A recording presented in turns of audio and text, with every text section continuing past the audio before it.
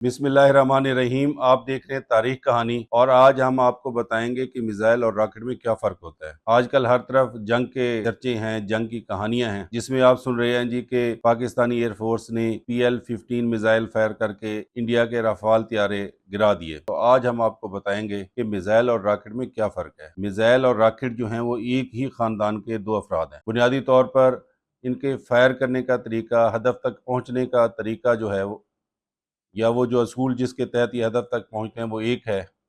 इनके नीचे फ्यूल इस्तेमाल किया जाता है और उस फ्यूल की वजह से गैसें पैदा होती हैं जो कि उस रॉकेट और मिसाइल को अपने हदफ तक लेके जाती हैं। अब फ़र्क क्या है इन दोनों के अंदर? तो इन दोनों में जो फ़र्क है वो ये है कि रॉकेट जो है एक सादा हथियार होता है। आप टारगेट को देखकर खुद फायर करते हैं और टारगेट हिट करने का दारोमदार फायर करने वाले पर होता है। उसके मुकाबले में मिसाइल एक पेचीदा मशीन है जिसके अंदर पूरा रहनुमाई का निज़ाम मौजूद होता है। ये ना सिर्फ अपने अंदर लगे हुए रहनुमाई वाले निज़ाम से अपने टारगेट का इंतखाब करता है, बल्कि उस कंट्रोल रूम से भी इसकी रहनुमाई की जाती है।